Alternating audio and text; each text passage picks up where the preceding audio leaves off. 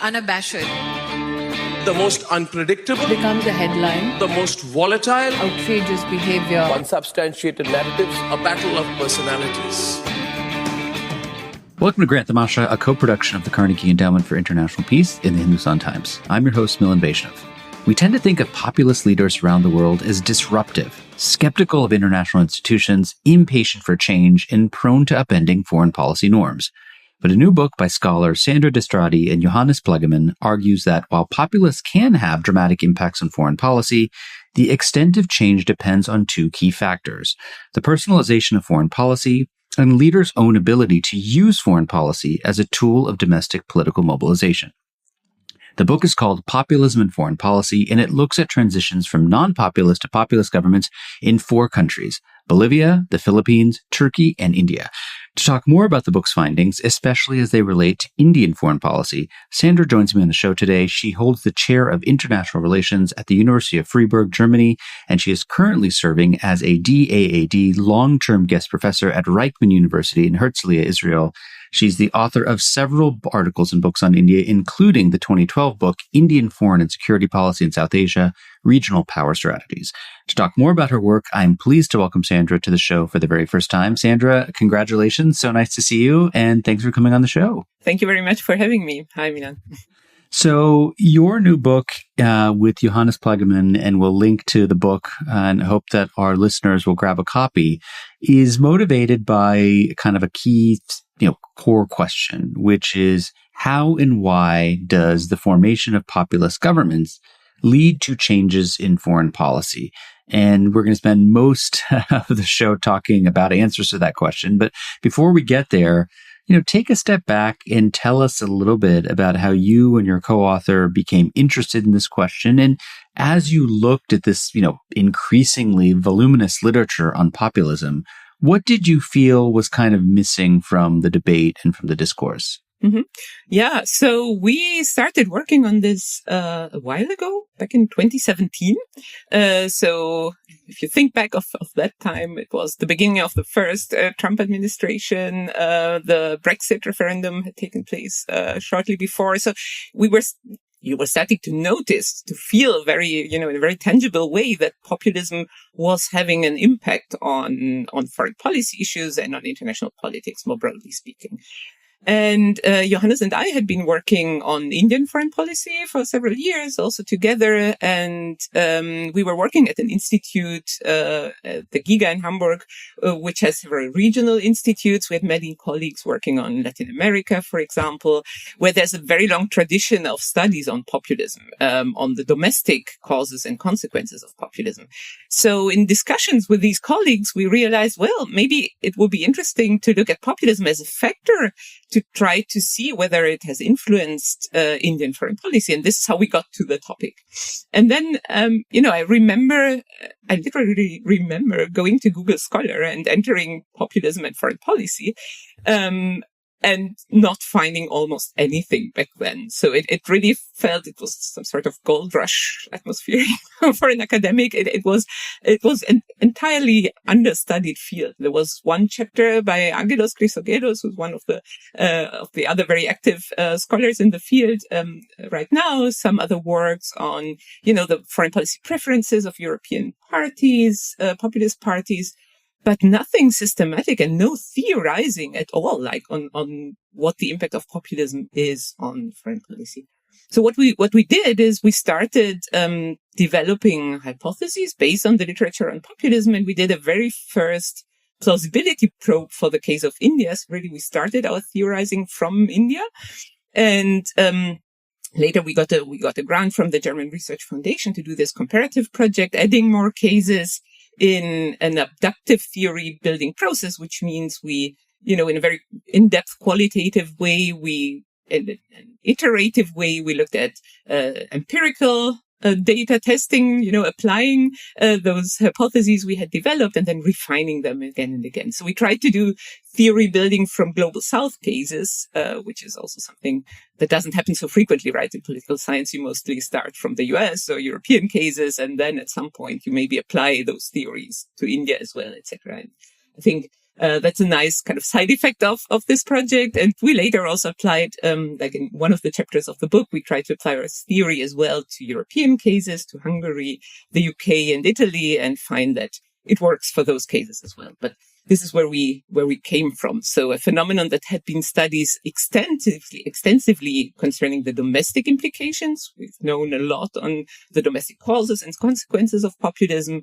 But at that time, it was an entirely, understudied field. Now the field has grown tremendously over the past years, as you can imagine. It's an area of its own almost now. Sandra, I want to just kind of pause before we go too far and just ask you a little bit about definitions. I think this word populism, populist gets thrown around a lot. I think most of us kind of have a sense of what it means, but it's kind of a slippery slope about when it gets used. You in your book conceptualize populism as a, quote, thin-centered ideology that is typically combined with a, quote, thick ideology. And so for listeners who are maybe not academics, who are less familiar with the terminology, what do thin and thick ideologies mean? And how does that distinction help us better understand what populism is and what it is not? Mm-hmm. Yes, you're perfectly right that, it's populism is a term that is being used far too much and far, in a very loose way in many cases. And like all social science concepts, there's so many different conceptualizations of it. So, we took over this definition of populism from comparative politics. So Karl Mudde coined it. And, we find this understanding of populism as a set of ideas very useful and very helpful if we want to understand this phenomenon at very different levels, from the individual level up until the question of how it influences international issues, right? So a set of ideas. So what Mudde tells us is populism is an ideology, a set of ideas that tells us something about what society should look like. But there are other ideologies, like full-fledged ideologies, socialism, liberalism, that tell you a very detailed story about many aspects of life and of, what society should look like, what the economy should look like, etc. Populism doesn't go that far. Populism just entails a very basic notion. And this notion is that society is divided into two groups, which are, clearly separate and opposed to each other.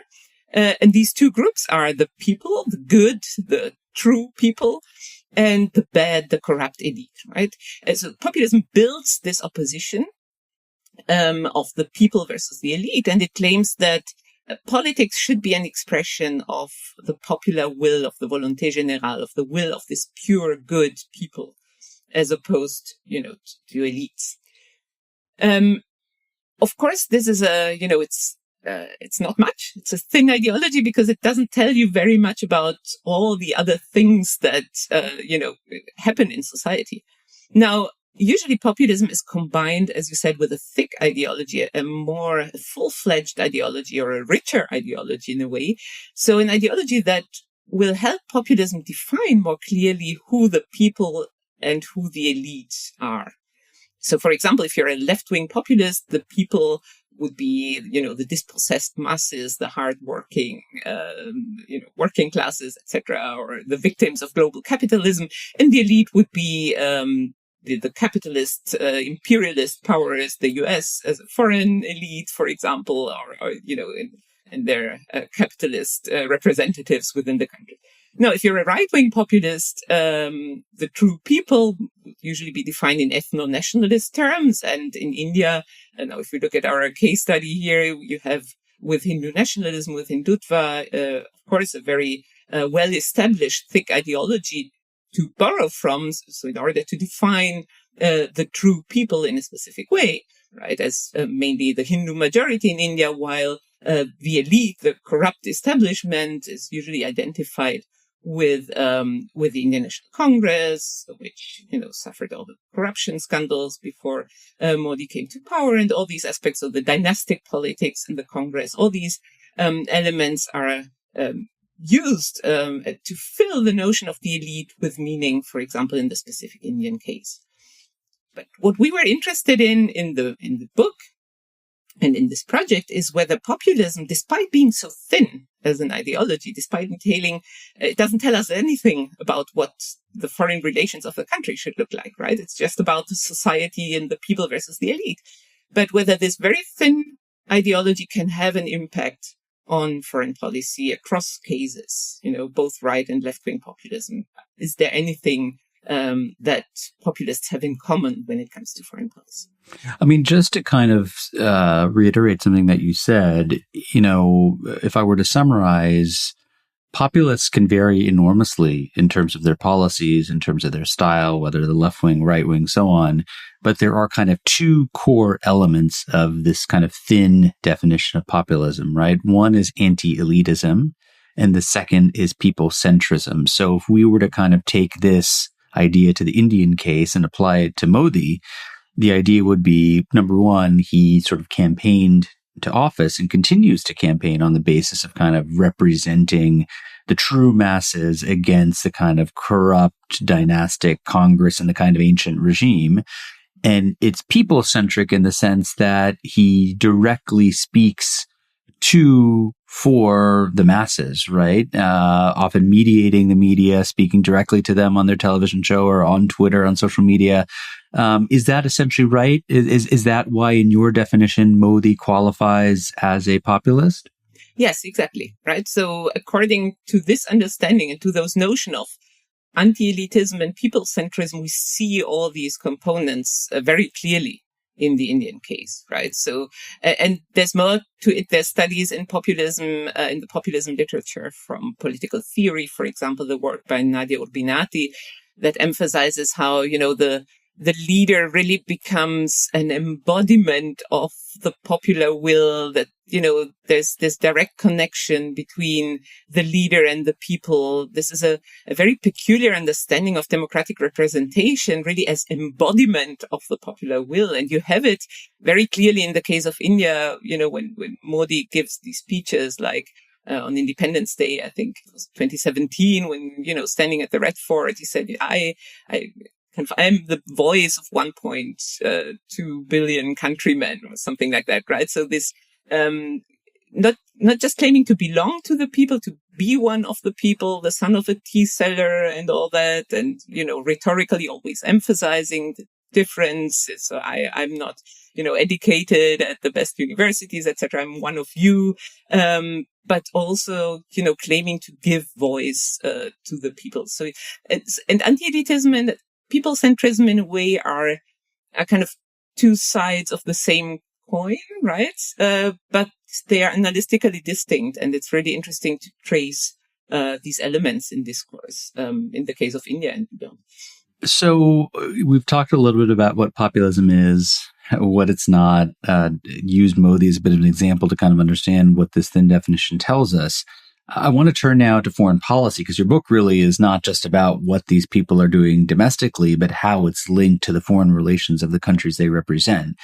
And, one of the main interventions of your book is that, look, the argument or the impact of populism is not mechanical, right? If you simply elect a populist, that does not mean you are going to generate or produce foreign policy disruption.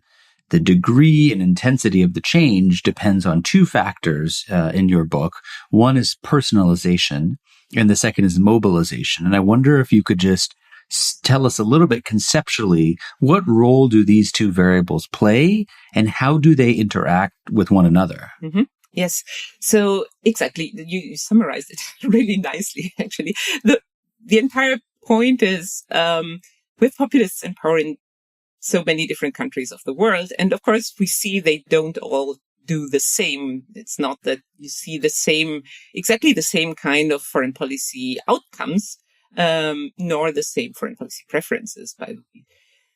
Now, the main claim in the book is that despite being so thin as an ideology, nevertheless, populism has an impact on how foreign policy is made, but more on the procedural side, right? On the way in which foreign policy is made, happens, and that this in turn will help us explain when foreign policy change will be pronounced and when not.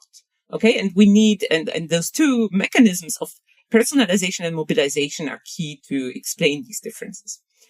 So personalization is about the leader playing a key role in doing foreign policy. I already said something about, the leader being so central in populist governments, this idea of the leader speaking in the name of the people.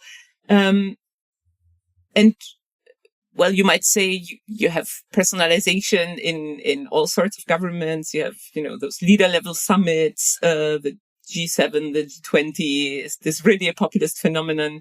And of course, it's a broader trend of our times, but in populism, it's particularly pronounced, the centrality of the leader, precisely because of this connection, this different understanding of democratic representation. So now what happens if you have a leader who, claims to literally be the people, to a leader that basically always is right because he does what the good people wants and prefers?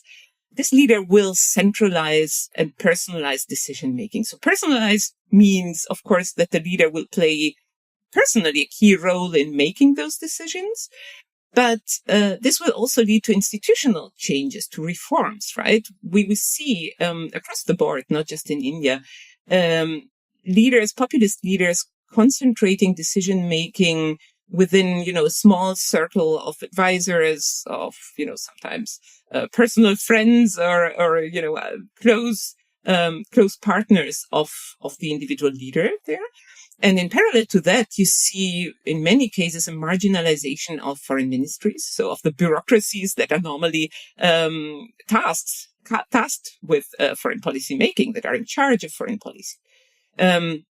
Why? Also because of anti-elitism. This is why those dimensions are so important. Diplomats are, of course, an elite, like by definition. These are highly trained people selected in very competitive procedures, cosmopolitan, moving in, in our imagination at cocktail parties in small circles in the world's capitals, right? Who could be more distant from the true people in a populist discourse than diplomats? So what happens is populists marginalized precisely those actors, diplomats, who are in charge of keeping foreign policy going, of keeping good relations with other countries on a working level, on a day-to-day level. They also tend to be very skeptical in some cases of experts, of the strategic community, which, the swamp, maybe the swamp in Trump's language. So all these people who have done foreign policy before, traditionally, who embody kind of the usual way of doing foreign policy. Now, what happens if there's this personalization and centralization of decision-making? You end up, as I said, marginalizing the actors that stand for continuity, for cooperation. Populist leaders will also rely more on fringe figures, maybe on hardliners, so they will not hear the broader spectrum of positions, of view on foreign policy decisions. You will have groupthink, which in the literature, in foreign policy analysis, has been shown as something that can be dangerous, lead to bad decisions in foreign policy.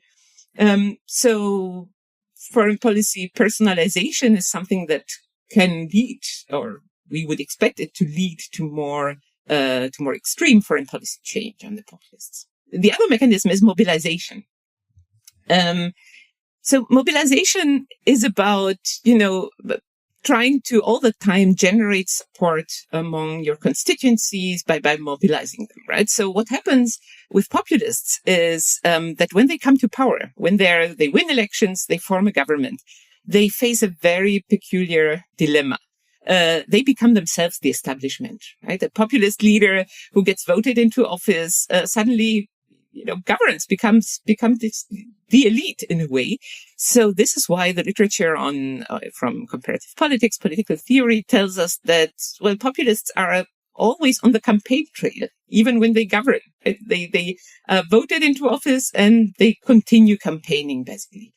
And this continuous mobilization resorts also, and in a very important way, to foreign policy issues. So foreign policy themes are very useful to mobilize support, especially if you can point at some enemy of the people out there, create those or emphasize those cleavages. So mobilization becomes something like, a tool to also connect the foreign and the domestic, to criticize your domestic opponents by resorting to foreign policy themes. So you have a politicization of foreign policy. My colleague David Cadier calls it like a continuation of domestic politics by other means in foreign policy. So if you have high mobilization, you can lead this can be expected to also prompt foreign policy change, mainly because by criticizing what the establishment has done before you, your political predecessors have done, right? You need to differentiate yourself from them, but also you create audience costs. So you basically, to maintain your credibility as a populist leader, you need to live up to the expectations you produce. If you mobilize support all the time, if you keep bashing your enemies, you need then to follow up on those expectations. And this is why if both mobilization and personalization are strong, we expect foreign policy change to be particularly pronounced. That's the core kind of theoretical argument in our book. But if one of the two dimensions, either mobilization or personalization, is not that strong, simply because, for example, leaders don't engage in the same way to the same degree on all issues. They don't care equally about every topic, right? So in some fields, personalization might be low, or some themes might just not interest the public. So you cannot use them for mobilization, right? So you can have variation here. And this explains why in many cases, foreign policy change is not that strong under populist governments, despite these mechanisms. So you can have also instances of continuity if we have very low levels of both personalization and mobilization. That's our theory in a nutshell. So we're going to come back to how these things work in the real world with some examples. But before I get there, let me just ask you one or two other things on just the kind of theory, right? Which is, one of the things that you said just now is that, the personalization of foreign policy often goes hand in hand with the centralization of power in the leader's hands. So let's bring foreign policy kind of into the prime minister's office and maybe marginalize or sideline the kind of traditional bureaucracies. And that's a pretty common pattern. But of course, centralization is not unique to populists, right? I mean, many people have made the argument in the United States pre-Trump that foreign policy, for instance, had become too centralized in the White House and that the traditional kind of blind ministries have been kind of disempowered. So what makes kind of populist personalization distinctive in your view? Mm-hmm. So maybe one distinction first. When we talk about centralization in the book, we refer more to the institutional dimensions of that, right? And I totally agree with you that these are broader trends. We think that the difference is a matter of degree in the first place. So with populists, we see this, it's just more pronounced. It's more extreme, right? You see more of this personalization and centralization than with non-populist governments. The second element is, of course, this centrality of the leader that gets a different quality precisely by this notion of the leader embodying the popular will and representing the people in just such a different way as compared to a non-populist leader. So I don't know, Angela Merkel traveling to a G8 or G7 summit was, of course, a representative of the people, but not in the sense of embodying the will, right, as a quintessential non-populist leader, right? So this and the visibility of the leaders, the emphasis on personal connections between populist leaders, these are kind of qualitative differences, but they're more nuances. I agree with you. It's not kind of an exclusively populist phenomenon. And by the way, we're seeing many trends that come from populism spreading also to conventional mainstream non-populist parties all over the world.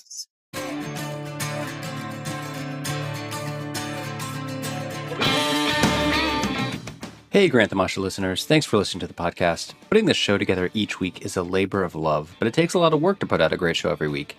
If you'd like to support the work we do at Grant the Masha, please visit ceip.org/donate. Don't forget to subscribe to us on Apple Podcasts, Google Podcasts, Spotify, or on your favorite podcasting platform, so you'll be the first to know when a new episode rolls out. Just another question kind of on the mobilization side, which is, one of the assumptions you make in the book is that, look, foreign policy issues can be used for domestic political mobilization, and they're often prone to being deployed or utilized in that way. And one of the things that the kind of questions that arose during the book was, what is it about foreign policy specifically that makes it such a potent, perhaps even uniquely flexible tool for mobilizing the kind of masses? Mm-hmm. Yeah. So, one aspect is there's a big literature on things like the rally around the flag effect, right? So we know that this is not just typical of populists, right? That you can, by pointing to an external enemy, or, if you're in a conflict with an external enemy, internal divisions will be set aside, at least for a while, so you can, consolidate your power in a way. So that, conflict situations, for example, can be used very well to mobilize support. Now, with populists specifically, this has to be in a way, or it works best when it is connected to this division of the people versus the elite, and the understanding of who the people, what constitutes the people, and who the others are, right? So if you can identify an external other fundamentally opposed to the good, the true people, in this very, black and white, moralistic, Manichaean understanding of the world that populists have, this is an extremely powerful tool for mobilization. At the same time, of course, there might be issues in foreign policy that just don't resonate that much with a thin ideology of populism, nor maybe with a thick ideology. And this is why we don't see populists using every foreign policy issue for domestic mobilization. We had very paradox examples, like in the Philippines, Duterte tried to move the Philippines closer to China, away from the US, but he couldn't, successfully use this to mobilize support, because most of the people in the Philippines are very favorable, have very favorable views of the US, and are very critical of China, right? So it really depends to what extent you can use this us versus them as a tool. Let's maybe now kind of pivot to the kind of India example, which is the one obviously we're going to focus on as an India podcast. When it comes to kind of foreign policy, you have this contrast between how India responded to what it saw as kind of provocations from Pakistan versus how it has responded to other provocations from China. And you argue that India-Pakistan relations under Narendra Modi post-2014 are a case where you see strong personalization and strong domestic mobilization, and that leads to a kind of heightened response. On the other hand, if you think about India's response to China, particularly after the border crisis, we don't necessarily see the same kind of robust, vociferous, aggressive, if you want to call it that, response. Tell us a little bit about why the dynamic looks different to you. Mm-hmm. Yes. So, the case of India-Pakistan relations is a very good illustration as well of this mechanism I mentioned. And it has a lot to do, of course, with the understanding of the people in this populist discourse in India in connection with a thick ideology of Hindu nationalism. So, if the true people excludes Muslims, religious minorities, broadly speaking, from who belongs to the true people, and then you have a connection there between this excluded group of the population and your arch enemy, Pakistan, then you can very easily make, a discursive connection between this external other that is threatening, that is your enemy, and that is also linked to, a group that is not part of the people domestically. So what we saw in the case of India-Pakistan relations, we compared reactions of, the previous, the Manmohan Singh governments, UPA 1 and 2, to Pakistan-sponsored terrorist attacks. Mostly the Mumbai attack of 2008, where the Indian government suspended the composite dialogue, but overall was very restrained in its response, right? There was no military retaliation. And in the case of Narendra Modi's governments, we saw after the 2016 Pathankot and Uri attacks, you had those highly publicized special forces operations in disputed territory controlled by Pakistan against, terrorist infrastructure. In 2019, you had the Pulwama attack, and again, India retaliated, escalating more by carrying out airstrikes on suspected terror facilities within Pakistan proper, so not in disputed territory. Right. I mean, this went beyond disputed territories to kind of quote unquote sovereign Pakistan in 2019. Exactly. So it was definitely kind of a higher level of escalation of retaliation. And of course, that's not in the book, but a more recent development in 2025, after the Pahalgam attack, you had the launch of Operation Sindoor. So this major escalation between India and Pakistan, again, as a response to Pakistan-sponsored attack, right? So this was a case in which you clearly have the shift away from a more restrained approach of the non-populist government before to a more offensive, escalatory approach on the part of the populist government, clearly driven by personalization on the one hand, which is very high in the case of India-Pakistan relations, but also by mobilization. So really in the case of India, many listeners who know the case very well will remember, for example, the 2019 election campaign with Modi really focusing a lot on security issues, portraying himself as the watchman protecting the nation from, external threats. But of course, you have all this discourse about, the excluded part of society being described as a fifth column of Pakistan, basically everyone not supporting the government's policies being branded as anti-national. You had in 2024 this reference to India's Muslim minority as a jihadi vote bank of the Indian National Congress. So these are like major discursive connections aimed at mobilizing support against Pakistan. And all of this, and here we are talking about the audience costs again. So this technical term basically for the expectations that you generate among the public.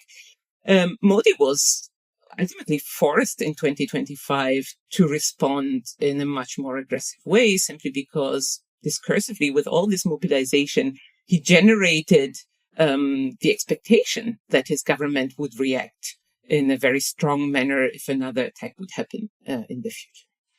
Now, in the case of China, it's amazing to observe the difference, right? Because you had, of course, you have the border disputes, and you had also a series of episodes of direct military confrontation. You had Chinese infrastructure being expanded in disputed territories. You had in 2017 the standoff at Doklam, which is this area claimed by both China and Bhutan, where India played a role. You had in 2020 a major clash in the Galwan Valley in eastern Ladakh, where at least 20 Indian soldiers were killed. We don't know how many Chinese. In 2022, skirmishes in Tawang. So you had a series of episodes in which the Indian government, of course, reacted, did not kind of retreat or something. But at the same time, Modi, I think very consciously, very explicitly chose not to escalate, right? So, and there's even evidence that India ultimately tolerated the resumption of this infrastructure constructions in some of these disputed areas. So what we see here is still high personalization. Modi is, personally involved in decision-making on China, of course. But we saw surprisingly low levels of mobilization. So I remember there was a phase when, protests started erupting in India against China. I remember images of people in India throwing their TVs, that China made TV sets from the balconies to protest, against China. But the Indian government chose consciously not to use this opportunity, to generate more anti-China sentiment, and was very silent on this issue. And in the book, we argue, and I'm convinced that this was, a very rational choice, simply related to the threat by China. So the sense of vulnerability on the part of India, which I think also underscores the fact that, we might think of populists as irrational, crazy, emotional decision makers in some cases. I don't think this is the case necessarily. These are, rational decision makers who use very strategically the tools of populism. I'm moving a bit in the strategic. They believe the ideas, right? I'm still following the ideational approach, but they're very conscious in their choices, in how far they can go in which cases.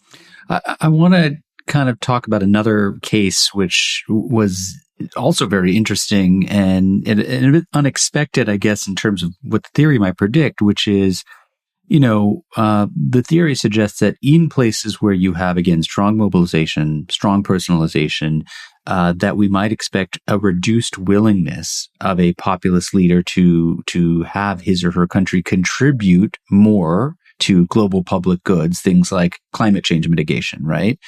And what's interesting in the Indian case is you don't observe that at all. And that's actually true for many of your cases.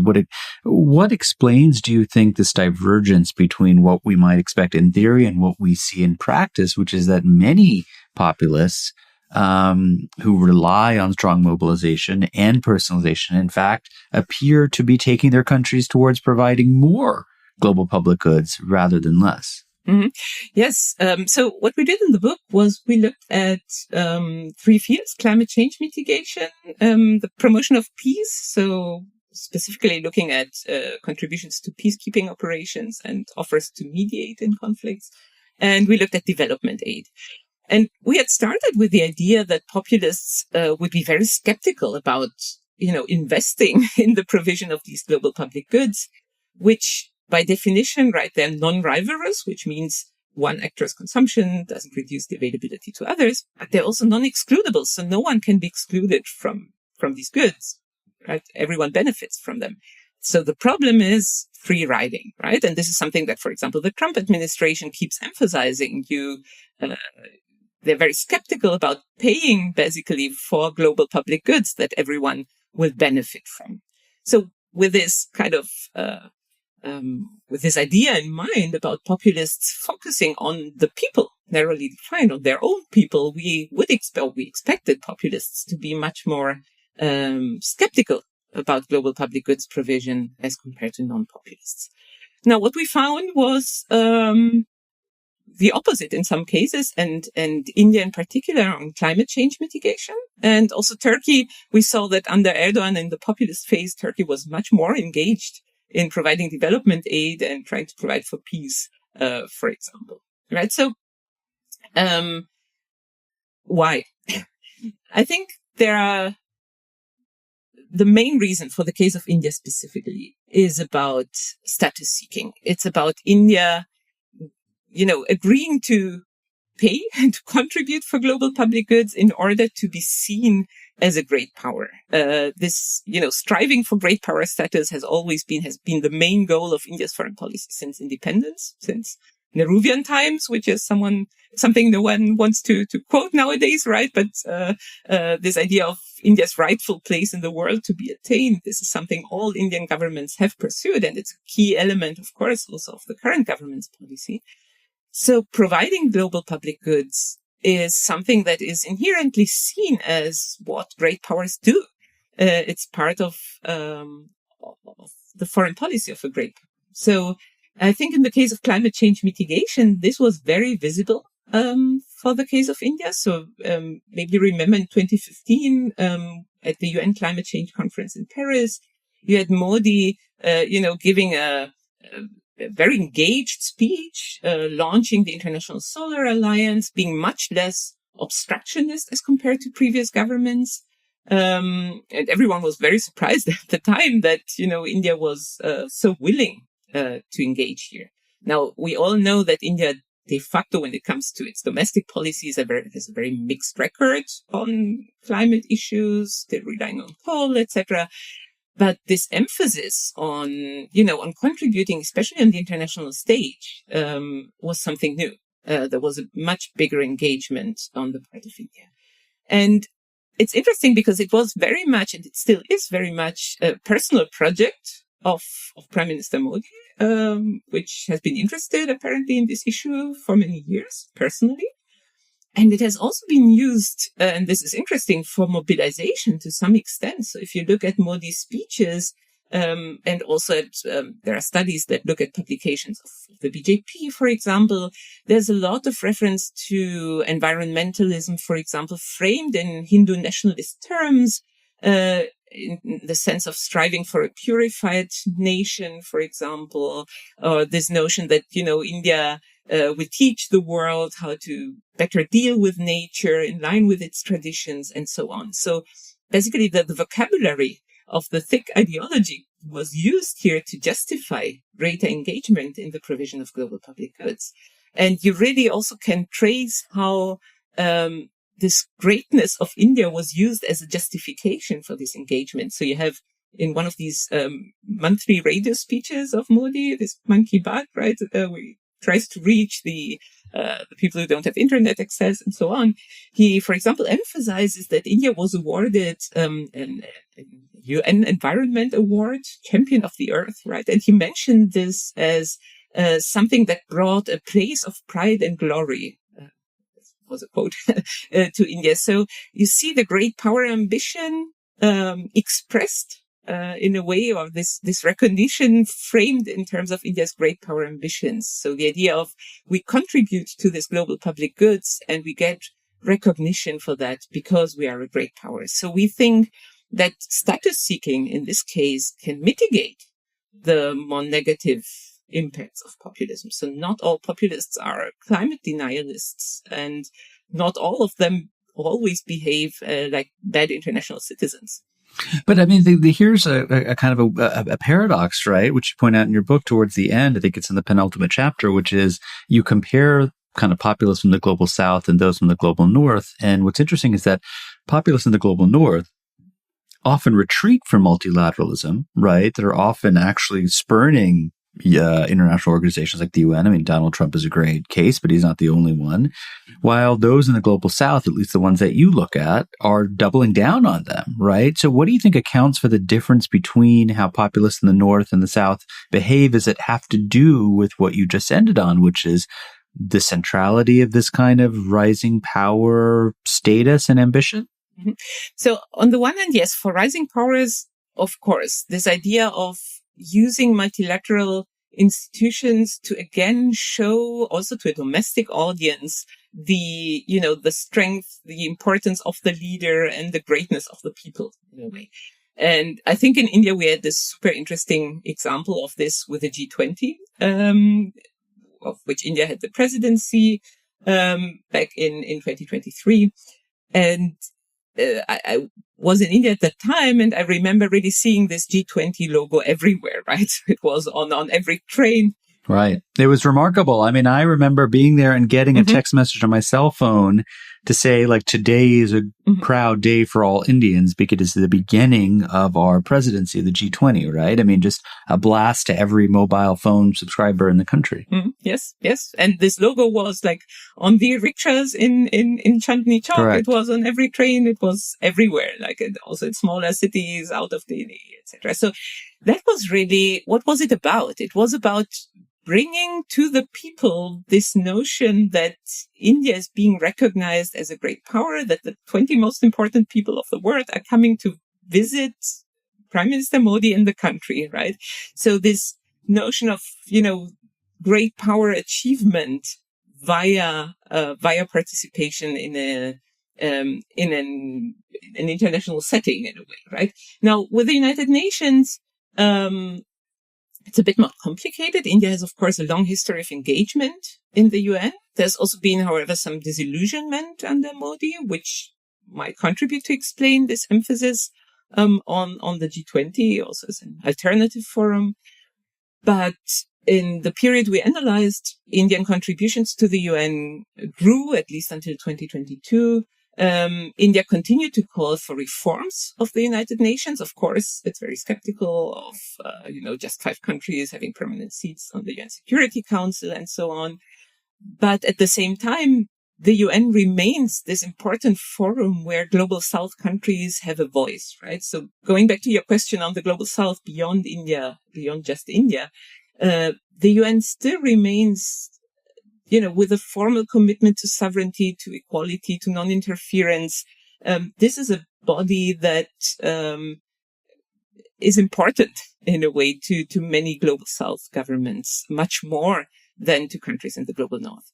And maybe one more point, thinking of the mobilization part, it's of course very easy in Europe, think of Europe, for populists to mobilize against the European Union, right? So European countries have given away huge amounts of sovereignty to the EU. You can portray Brussels as this, distant, technocratic, obscure body that is impinging on people's lives with lots of, strange regulations.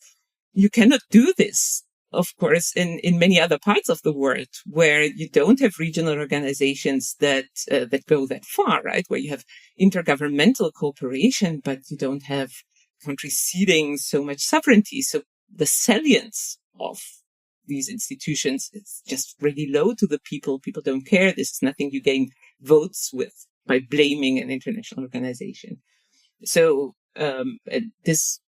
we observe this in many parts of the world, that many regions of the global South, and in some places like in South America, you even have populists building actively new regional institutions as alternatives or to convey their message. So there's this belief in the inherent utility of multilateralism, and I think that's an important difference, and also something that helps us maybe reflect on the fact that not all populists follow this Trumpian playbook, right? That is so prominent that we see so much, or they don't all conform to what happens in Europe. It's a global phenomenon with very different aspects and facets. Well, this is kind of where I wanted to end this conversation, and maybe this is a good place to wrap up, which is, one of the things you say in the final chapter is, I kind of liked how you said it, not all populists automatically like each other, right? It's not like they're not all friends. There is a narrative I think many of us have or are guilty of falling into that, look, you have these ideologically aligned populists who are forming a kind of, transnational axis of kind of, populist regimes. And in fact, that has not consistently materialized in practice, right? And I just wonder if you could just say a final word on, what do you think some of the cleavages are, or impediments to actually creating that sort of collaboration, cooperation? Mm-hmm. Yeah, I think the main cleavage, the main impediment is populist ideology per se, right? Which is on the one hand very thin. So it's not something that brings all these very different actors together. So in fact, we are seeing forms of cooperation among right-wing populists and networks emerging, especially in the Western world, but not only, right? So you also had the BJP or the Hindu organizations sending representatives to the National Conservatism Conference in Washington, D.C. in 2024, to the Budapest Summit, etc. But if you think of populism as a broader phenomenon, these are actors who have very little in common in many cases, right? So, and by definition, their ideology is about putting the people first, their own people first. So this is, I would say, the first, probably the main impediment. At the same time, I would also say personalization and this highly personalized foreign policy comes with risks in a way. It sometimes helps in the sense that you have, personal affinity between populist leaders that leads to improved relations between countries. So we had, of course, Modi and Trump in the past being very close, and this really marking a substantial, advancement in US-India relations. But if decision-making is so personalized, if, the bodies that keep continuity are marginalized, things can change quickly, as we're seeing right now, of course, with India-US relations specifically. Right. Plus, another thing, the thick ideologies might also not fit with each other. So if you have a Hindu nationalist leader and a Muslim nationalist leader like Erdogan, those thick ideologies, despite both of them being, right-wing strongman populist leaders, they stand in the way of deeper cooperation. So I don't see this populist international axis emerging in a consistent way. There are many factors in there that make this difficult. My guest on the show this week is the scholar Sandra Destradi. She is a co-author with Johannes Plagemann of a new book, Populism and Foreign Policy. It looks at populist governments in Bolivia, Philippines, Turkey, and India, and the ways in which populism does and does not impact foreign policy. She's also the author of a forthcoming essay, which will be out hopefully in a couple of weeks from the Carnegie Endowment as part of a series on looking at right-wing populism and their impacts on foreign policy. Sandra, congrats on the book. It was fun to read, and thanks so much for taking the time. Thank you very much. Grand Tamasha is a co-production of the Carnegie Endowment for International Peace and the Hindustan Times. This podcast is an HT Smartcast original and is available on htsmartcast.com. You can also find us on Apple Podcasts, Spotify, or wherever you get your podcasts.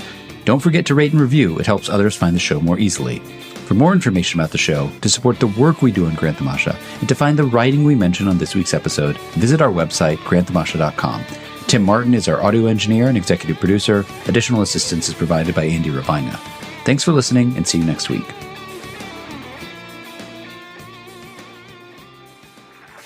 This was a Hindustan Times production brought to you by HT Smartcast. HT Smartcast.